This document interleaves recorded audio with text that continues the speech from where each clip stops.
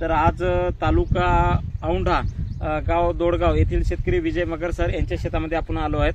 तर यांच्या हळद पिकासाठी यावर्षी आपल्या युट्यूबच्या माध्यमातून आपल्या हळदीचे रिझल्ट बघून यावर्षी त्यांनी त्यांच्या हळद पिकासाठी मल्टीप्लायरचे रिझल्ट घेतलेले आहेत. तर आपण थोडक्यात शेतकऱ्यांना त्यांचे अनुभव विचारू की त्यांना मल्टीप्लायर वापरल्यानंतर त्याच्या शेतात यावर्षी काय काय फरक जाणवले आणि काय काय रिझल्ट आलेत. तर नमस्कार. सर्वप्रथम तुमचं नाव सांगा. विजय पुंडलिकराव मगर. थोडासा समोर या, म्हणजे आवाज कमी असल्याचा आवाज कमी होते. नाव सांगा. विजय पुंडलिकराव मगर. आता यावर्षी तुम्ही जवळपास आपले युट्यूबचे व्हिडिओ बघून मल्टीप्लायरचं मागणी केली आणि या शेतामध्ये तुम्ही जवळपास 3 एकरासाठी वापर केलेला आहे. तर यावर्षी मल्टीप्लायर कधीपासून सुरुवात केली, कशी केली आणि आतापर्यंत याच्यामध्ये काय रिझल्ट आले? मल्टीप्लाय बीज प्रक्रियेपासून सुरुवात केली आपण. त्याच्यानंतर दुसऱ्या वेळेस एका महिन्याच्या 20 दिवसाच्या आत तुम्ही जसं सांगितलं होतं त्या पद्धतीनं दुसरी ड्रिचिंग केली. आणि त्याच्या बाद आता पुन्हा एक ड्रिचिंग केली. म्हणजे तुम्ही आता प्रत्येक महिन्याला 1 एकरला 1 किलो 1 एकरला किंवा पद्धतीने ड्रिचिंग करत आहात. तर जवळपास तुम्हाला मल्टीप्लायर वापरल्यानंतर तुमच्या शेतामध्ये काय फरक जाणवले?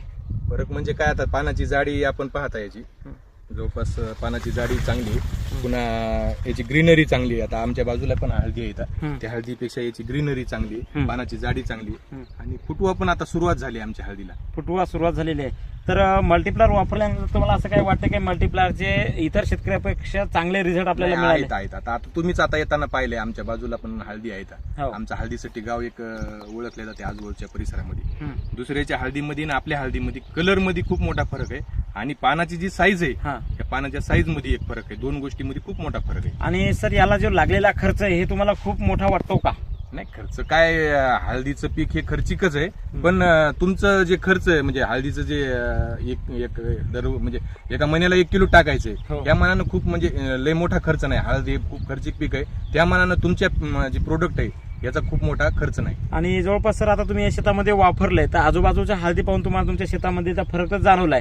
पण असं काही जाणवते का सर की भविष्यामध्ये आपल्या शेताचं उत्पन्नही वाढून निघेल आणि जे उत्पन्न तर वाढून निघेल पण याच्यामध्ये भविष्यामध्ये रासायनिकचा खर्च सुद्धा कमी होतो, असं काय तुम्हाला तुमच्या शेतीमध्ये जाणवते? गांडुळाचं प्रमाण तुम्ही म्हणलं तसं वाढल्याच्या नंतर 100% बाकीचा खर्च कमी होणारच आहे. कारण गांडूळ कसं आहे शेतीला सगळ्यात महत्वाचं आहे आणि मल्टीप्लाय म्हणून तुम्ही जसं सांगता तसं गांडुळाचं प्रमाण वाढते शेतीमध्ये वाढते.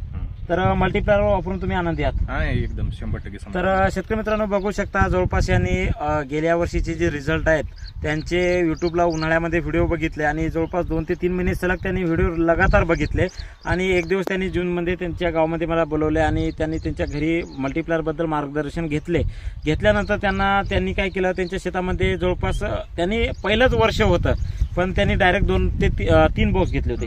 3 बॉक्स डायरेक्ट 22,500ची बिलिंग करून त्यांनी 3 बॉक्स खरेदी केली आणि 3 एकराला यांनी सुरुवात केली.